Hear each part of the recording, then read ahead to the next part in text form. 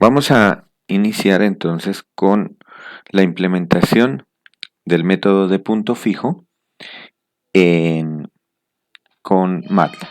¿Mm? El- lo que necesitamos es crear una función, así como lo hicimos anteriormente con el método de bisección. Vamos a crear una función cuyas variables de ingreso, o sea, lo que nos va a dar el usuario son estas, f, g, a, b y k. ¿Quiénes son estos? Pues f es la función f de x de la ecuación no lineal, la ecuación f de x igual a 0.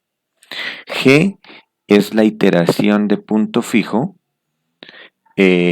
obtenida a partir de la ecuación.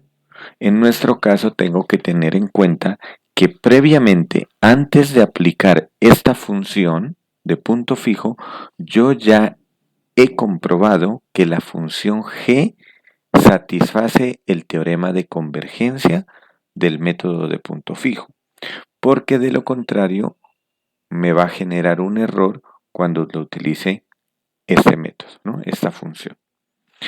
A y B, estos A y B, pues son, como lo pueden observar aquí, es el intervalo donde está la solución. Recuerden que siempre que van a resolver por cualquier método numérico, ustedes previamente, puede ser con un gráfico hecho en MATLAB, deben identificar que esa ecuación tiene una única solución en ese intervalo A, B.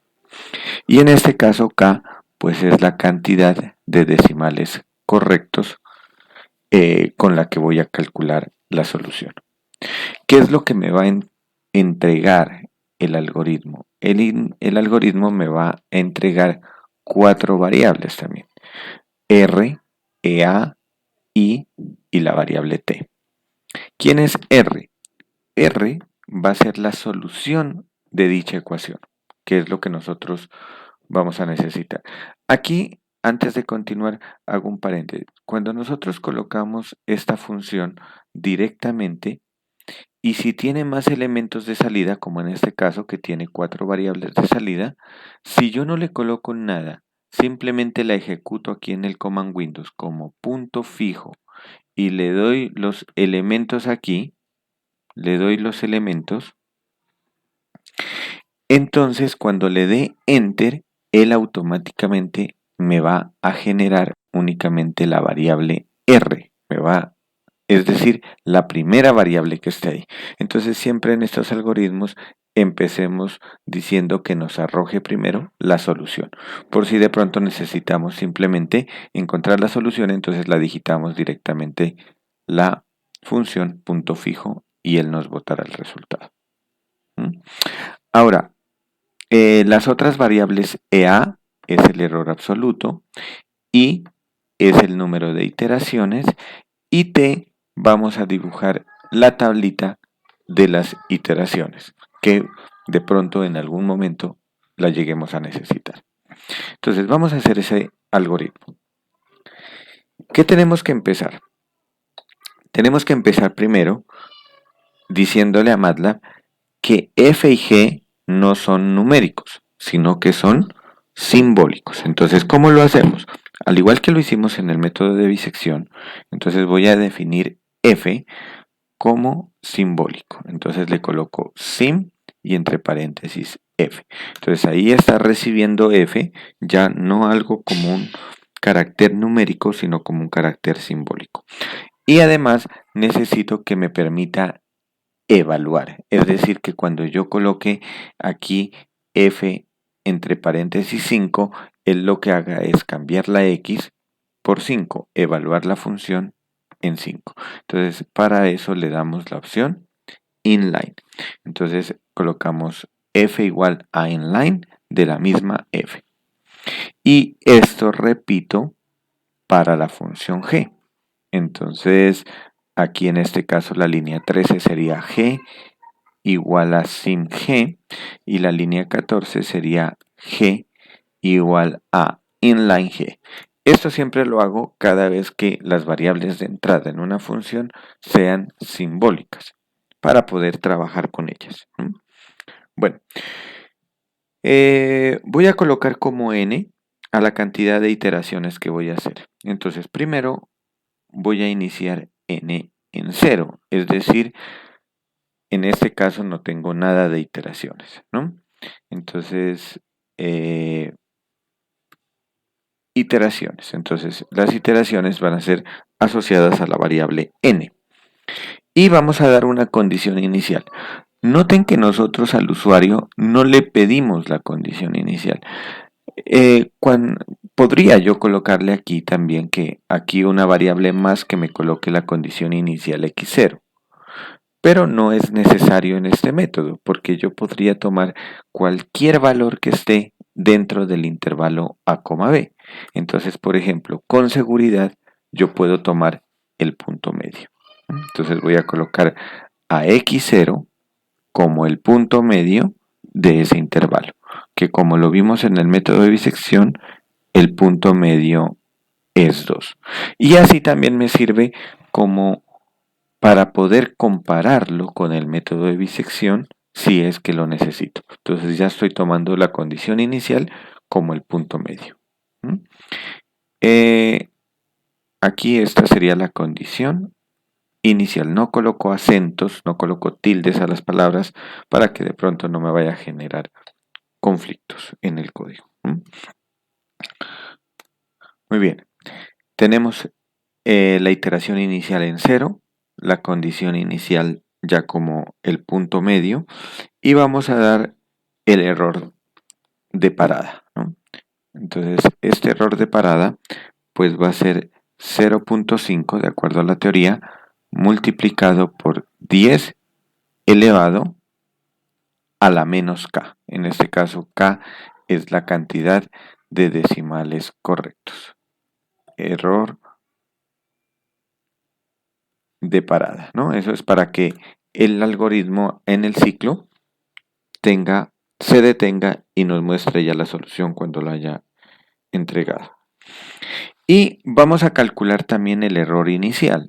El error inicial ya lo podemos calcular como el valor absoluto de la función evaluada en la condición inicial x sub 0. Entonces este sería el error inicial. Entonces, ya tenemos los datos iniciales, que eso fue lo que nosotros miramos cuando estábamos resolviendo. Necesitábamos la condición inicial y necesitábamos calcular su error inicial. Y con eso vamos a continuar. Entonces, al igual que en el método de bisección, como vamos a generar una tabla, entonces esa tabla que voy a generar, pues la voy a definir como 3 columnas, que inicialmente la voy a llamar la fila 1 y después la transpongo. Entonces me queda como columna 1. F2 transpuesto va a ser la segunda columna y F3 transpuesto va a ser la tercera columna. Y ahí formo la tabla.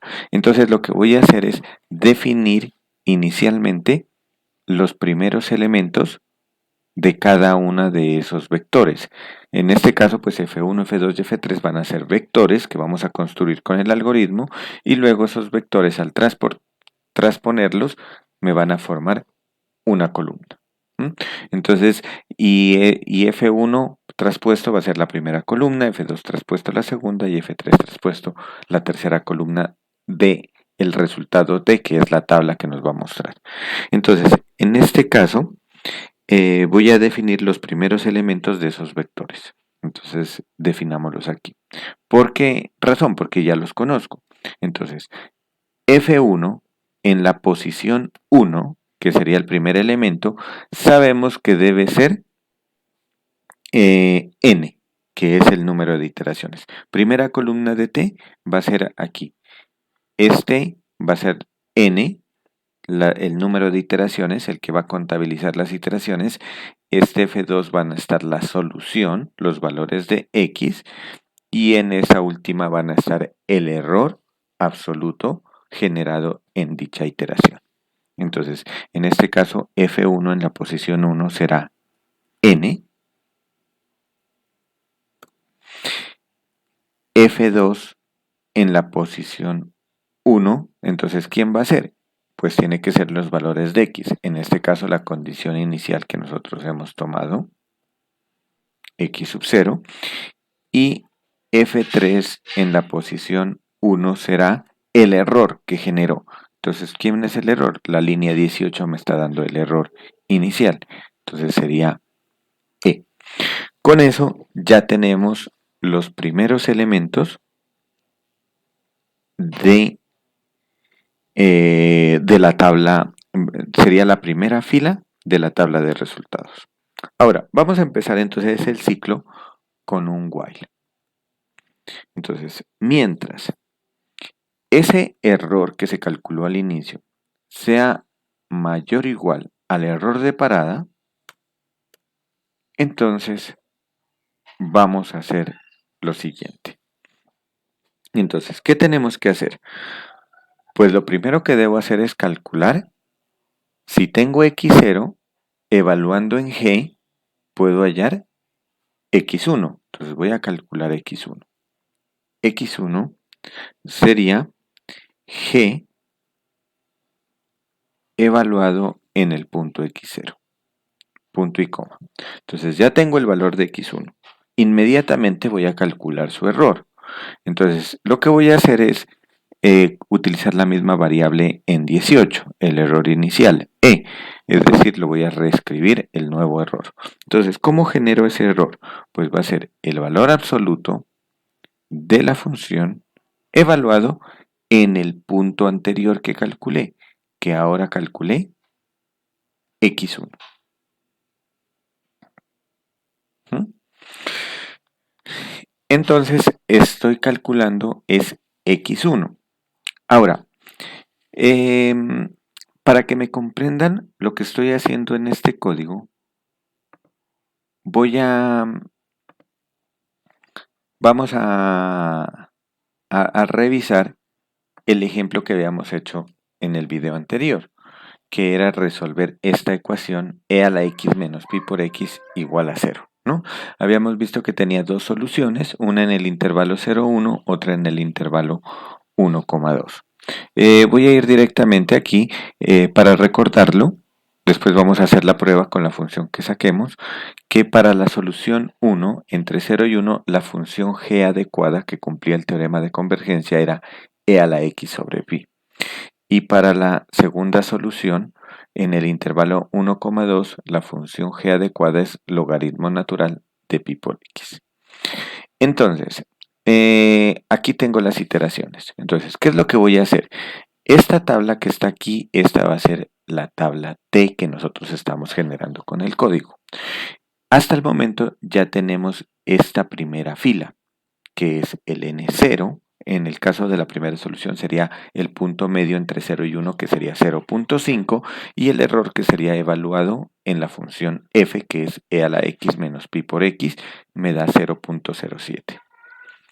Ahora, en el while que estábamos, ya generamos x1. Entonces aquí el n tiene que aumentar a 1 y el x1 pues era este 0.5 evaluado en esta función. Perdón, en la función g, que es e a la x sobre pi. Y eso me dio este valor. Y estoy en este momento calculando el segundo error. Entonces noten que estos resultados que voy a calcular aquí ya van a estar como segundo elemento segundo elemento en la tabla, ¿no? Estos tres elementos serían la segunda fila de la tabla. Entonces ahora, volvamos a MATLAB. Entonces, estos van a ser ya los elementos de la segunda fila de la tabla. Entonces, ya que tenemos entonces aquí el E, entonces el N tengo que aumentarlo. Entonces, N es igual a N más 1. Entonces estoy con la primera iteración. Y ahora vamos a colocarlo. Entonces, estos elementos, le había dicho, que son en la fila 1, vamos a colocarlos ya en cada fila, entonces tengo que colocar ese valor de n. Entonces ahora, ¿en qué parte lo voy a colocar? Pues en la segunda componente. ¿Por qué razón? Porque aquí en la primera componente ya había registrado el n inicial. Ahora este n era 0 al inicio. Noten aquí en la línea 15. Ahora ya es 1. Entonces aquí ya estoy registrando el valor 2. En la segunda fila, ¿no? Segunda fila de la tabla. Ahora, asimismo, con los que siguen, F2 en la misma posición 2 tiene que ir el valor ya no de X0, sino el valor ya de X1, el de la línea 23. Y en la fila 3, en la misma posición 2, iría el error, que el error viene a ser la misma variable E. Hasta el momento he registrado ya la segunda fila. Ahora, pero este no puede ser fijo. Este debe depender de la posición que genere n. Entonces, en este caso tengamos en cuenta lo siguiente, que según la línea 15, el n empezó en 0. Y según la línea 25, el n en la primera iteración aumentó a 1. Pero aquí estamos diciendo que la posición de en F1 debe ser 2. Por lo tanto, es 1 más del n que ya había definido. Entonces, en este caso, ese 2 lo voy a cambiar por n más 1. Recuerden, línea 25, el n ya vale 1 y por lo tanto aquí, al colocar n más 1, ya estoy asumiendo que es la posición 2. Lo mismo cambio acá, porque es la misma posición, y lo mismo cambio acá, porque es la misma posición.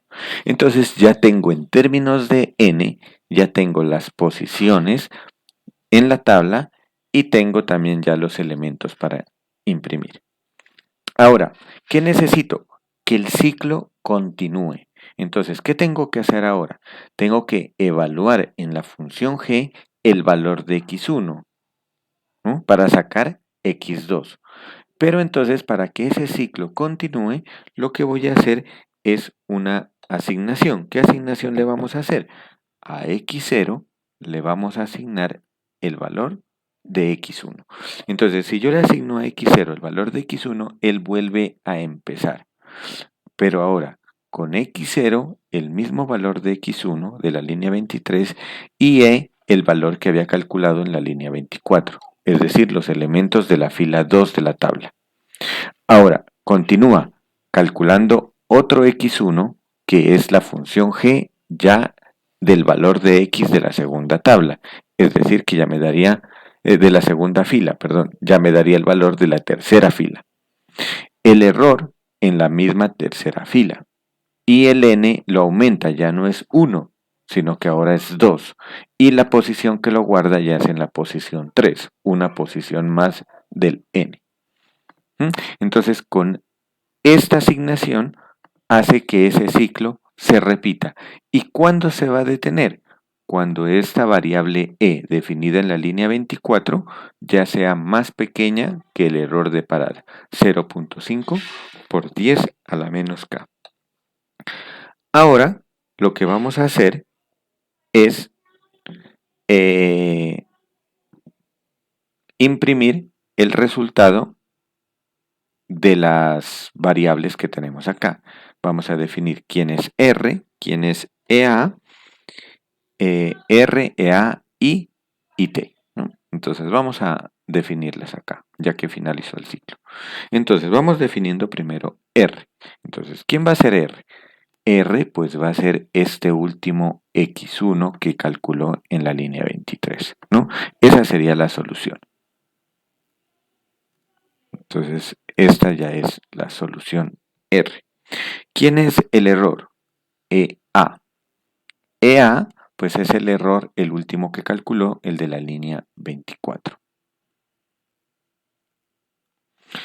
el número de iteraciones. ¿Quién es el número de iteraciones? Pues va a ser n, habíamos dicho que era la cantidad de iteraciones que está haciendo. Y por último, la tabla. Entonces esta tabla no es más que lo que yo había escrito aquí en el Command Windows. Entonces la voy a pasar.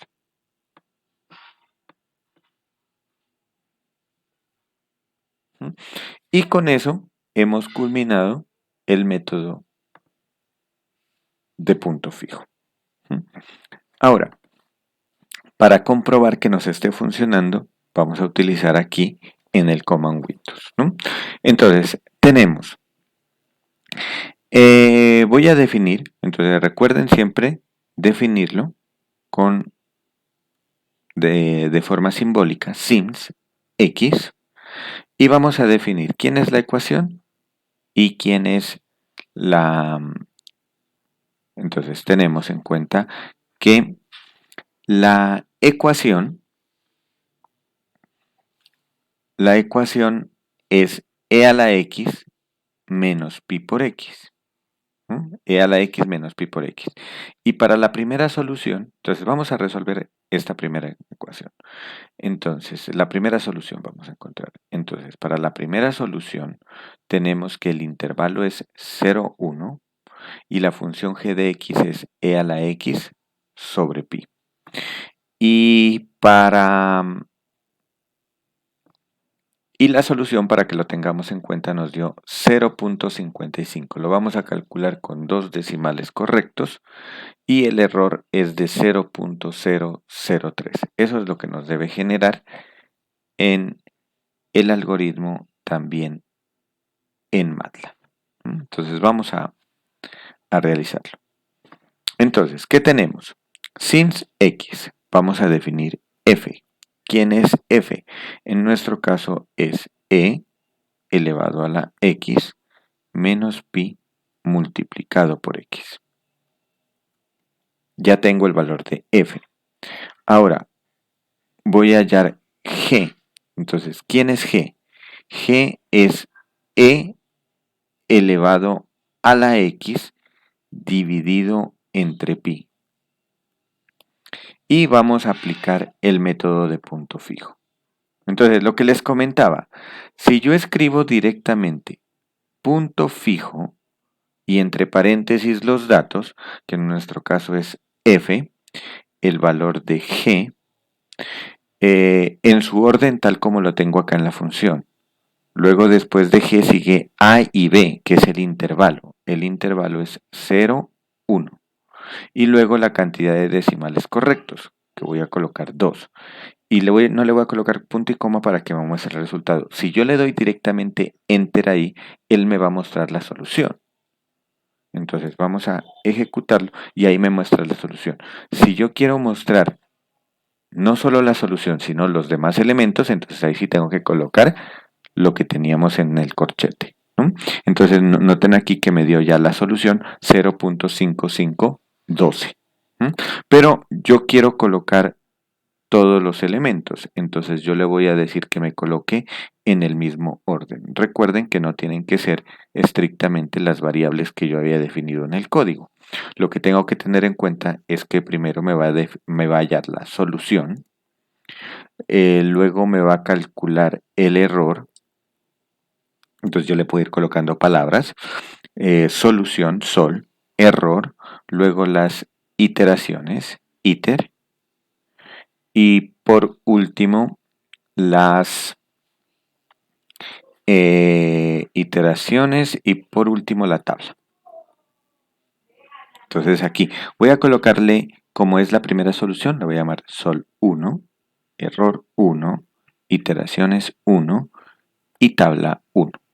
Entonces voy a colocar punto y coma para que las calcule y ahora las vamos a imprimir. Entonces, por ejemplo, imprimamos f, print f y vamos a imprimir la solución. Entonces, la solución en el intervalo 0,1 es x igual, y aquí voy a colocarlo con 2 decimales correctos, 1.2 tipo float. \n y vamos a imprimir la solución 1. Entonces en este caso me está diciendo que la solución en el intervalo 0,1 es x igual a 0.55, ¿no? Y podemos imprimir también el y su y el error, o mejor aquí, con un error de, y entonces aquí vamos a colocar el error. Entonces le voy a colocar solamente con un decimal, una cifra decimal y tipo exponencial. Y entonces aquí vamos a imprimir la variable error 1. Y entonces nos dice con un error de 3.7 por 10 a la menos 3, que ese era el que había dicho que era 0.0037. En este caso, imprimamos la tabla para ver las iteraciones, ¿no? Entonces, o puedo colocar aquí, por ejemplo, con y imprimamos la cantidad de iteraciones. Entonces vamos a colocarle aquí tipo integer iteraciones. Entonces vamos a imprimir las iteraciones. Iteraciones está en la variable iter1. Y entonces aquí el algoritmo lo hizo con 5 iteraciones. Y por último, la tabla. Entonces imprimimos la tabla con t, simplemente mostrando el resultado de t. Perdón, no es t, la había llamado tabla 1. Tabla 1, y aquí podemos observar la tablita, ¿no? En la primera columna las iteraciones, 0, 1, 2, 3, 4, 5. Aquí están los valores de x, que este es el último que calculó, y los errores, donde tenemos el último error que es 0.0037. Ahora, si yo quiero calcular la segunda solución había dicho que estaba en el intervalo 1,2, entonces y tengo que cambiar la función g. Entonces lo que tengo que cambiar es esta función g, que ahora es logaritmo de pi por x, entonces vamos a llamarla la función g2, que es el logaritmo de pi multiplicado por x, y coloco aquí en esta, voy a cambiar, simplemente cambio como solución 2, error 2, iteraciones 2 y tabla 2. Y aplico la misma función, pero ahora ya no con g, sino con la función g2. Y el intervalo ya no es 0, 1, sino el intervalo es de 1 hasta 2. Entonces, voy a quitar el punto y coma para que me muestren los resultados de quién es solución 2, error 2, etc. O me gusta más con el fprint f. Ahí me calculó la solución, voy a imprimirlos. Ya tengo aquí eso, entonces simplemente voy a ir cambiando. Solución 2, la solución en 1,2 es, ahora la solución es 1,64. Vamos a calcular el error, que es error 2. El error es de 3, también es de 0.0037. Y la cantidad de iteraciones con 9 iteraciones, ¿no? Y podemos mirar la tabla 2. Imprimimos aquí la tabla 2, que esa es la tabla que nosotros habíamos visto en la pantalla de Excel.